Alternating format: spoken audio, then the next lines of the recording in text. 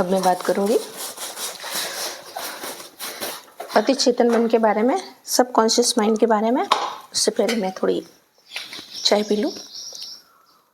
बात करते हैं अति चेतन मन के बारे में, यानी कि सुपर कॉन्शियस माइंड के बारे में। तो ये जो सुपर कॉन्शियस माइंड है, चेतना की, ब्रेन की उच्च अवस्था है, सबसे ऊंची अवस्था है। जब ध्यानी ध्यान करता है तो इसी अवस्था में प्रवेश करता है, और इसी अवस्था के अंदर जो बीज रूप में संस्कार पड़े रहते हैं उनको नष्ट करने का काम करता है। ध्यान से बीज रूप है वो धीरे धीरे नष्ट होते हैं। और समाधि योग में जब डीप लंबी समाधि चलती है तब भी ये सारे बीज जो बचे खुचे वो भी रहते हैं, वो भी धीरे धीरे नष्ट होते हैं। तो इसके लिए ऐसे कहेंगे हम कि ये अवस्था थॉट्स को, सोच को शांत करती है, और सोच और भविष्य में होने वाली घटनाओं के बीच में बॉन्डिंग करती है, संबंध बनाती है, और उससे आपको पहले से ही पता चल जाता है कि भविष्य में क्या होने वाला है। तो ये इंट्यूशन का केंद्र है इनके अंदर, और क्रिएटिविटी का केंद्र है ये।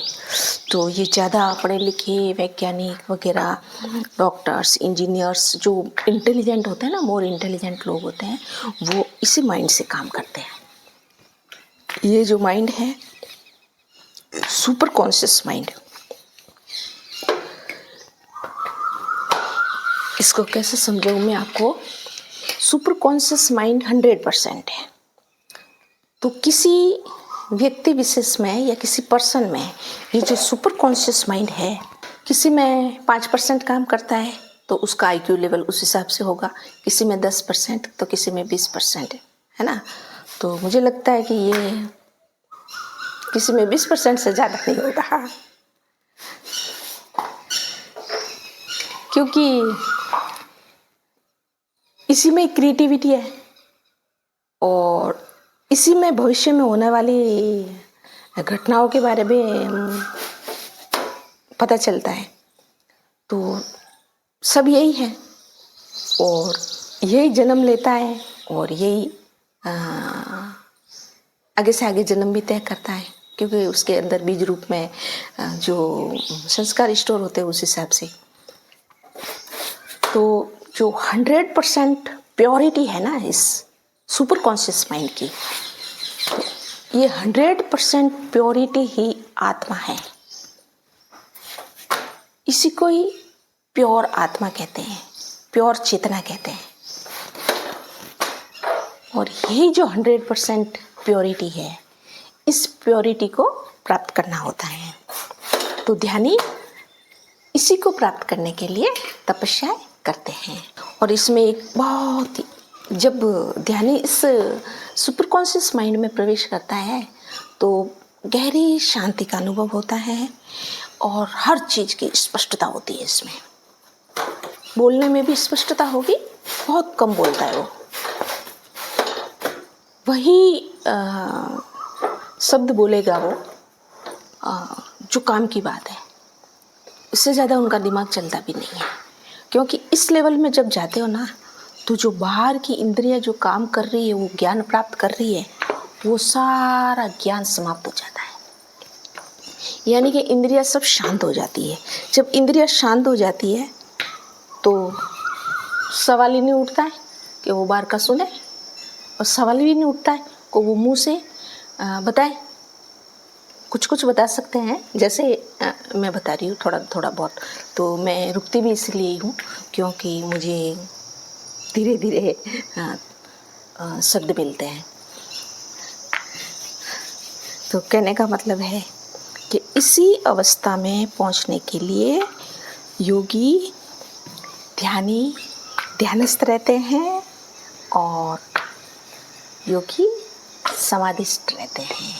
यानी इस लेवल में पहुंचने पर ये पता चलता है कि अब जानने को कुछ भी बाकी नहीं रहा। जो जानने योग्य था वो जान लिया। यानी यह जो अवस्था है प्योर साक्षी की अवस्था है। ये प्योर साक्षी की अवस्था है, प्योर गवाही की अवस्था है। यानी कि इस अवस्था में जैसे अभी मैं आपसे बात कर रही हूँ तो आप और मैं दो हो गए ना। अभी मैं खाना बना रही हूँ, रोटी बना रही हूँ, तो मैं और रोटी दो हो गए ना। तो ये जो दो की अवस्था है उन दोनों को मिलाने की ये स्टेज है। तो इस अवस्था में काम करने वाला और जो काम है, यानी कि दृश्य इस आंखों से देखने वाला और ये सारा दृश्य है, ये दोनों एक हो जाते हैं। और ये जो एक की स्थिति है इसको अद्वैत कहते हैं। द्वैत और द्वैत यानी डुअलिटी और अद्वैत यानी सिंगल। तो ये सिंगल स्थिति बन जाती है इस सुपर कॉन्शियस माइंड में पहुंचने पर। और इसी स्थिति में सारे सेंस है बॉडी के वो शांत हो जाते हैं, वो वर्क करना धीरे धीरे बंद कर देते हैं। तो इसी स्थिति को ही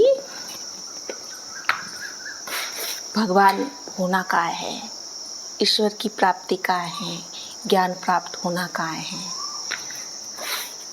दिव्य ज्ञान प्राप्त होना का है। तो ध्यानी और ज्ञानी इसी अवस्था को प्राप्त करता है। यही प्योर साक्षी की अवस्था है, यही प्योर चेतना है, यही प्योर आत्मा है और यही ईश्वरीय अवस्था है।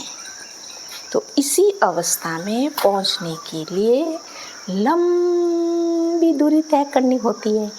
यानी कि एक सिंपल से वर्ड में कहूँ मैं कि एक रुपए के सिक्के के दो पहलू हैं, एक राजा एक कांटा। तो जो राजा वाला भाग है उसको आप ईश्वर मान लो, ये सुपर कॉन्शियस माइंड मान लो, और जो कांटे वाला हिस्सा है उसको बाहरी दुनिया मान लो, है ना। ये जो अपन बाहर से इंद्रियों से प्राप्त ज्ञान प्राप्त कर रहे, ये बाहरी दुनिया है, ये मान लो।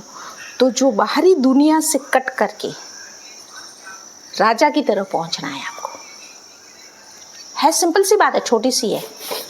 इधर कांटा है, इधर राजा है, तो कांटे से राजा की ओर आपको आना और राजा से मिलना है नहीं। जो कांटा है वो डुअलिटी की अवस्था है और जो राजा है वो सिंगल एक भाव की अवस्था है, जिसको अद्वैत कहते हैं। यानी कुछ नहीं है, वो सिर्फ वननेस है। तो उस अवस्था में पहुंचना होता है। इतना सिंपल है ये, लेकिन बारीकी से एक एक स्टेप को पार करना होता है। और जब इस अवस्था में पहुंचते हो तो आपने जन्म जन्मांतर तक की गई तपस्या और इस जन्म में जितने भी आपने नाम जप किए, मंत्र जप किए, भक्ति योग किया, कर्म योग किया, तो वो सब साफ हो जाएगा और इस अवस्था में फिर प्रवेश मिलेगा। तो उसके लिए भी अपने इष्ट मजबूत होने चाहिए और अपने इष्ट मजबूत रहते हैं तो वो अपना इस लेवल में जाने के लिए अपनी मदद करते हैं, आगे से आगे अपना रास्ता वो दिखाते हैं और क्लियर करते हैं। तो कहने का मतलब है कि खुद को ही करनी पड़ेगी साधना, खुद को ही मेहनत करनी पड़ती है। हाँ, दूसरे जो भी है अपने गुरु महाराज वगैरह, जो भी कोई जानकार है, कोई नहीं भी होता है, वो भी मूर्ख बनाते हैं लोगों को। और जो जानकार है, जो इस लेवल में पहुँचे हुए हैं, तो अगर उनकी आप शरण लो तो वो आपको आपका मार्ग सुगम बनाने में मदद कर सकते हैं।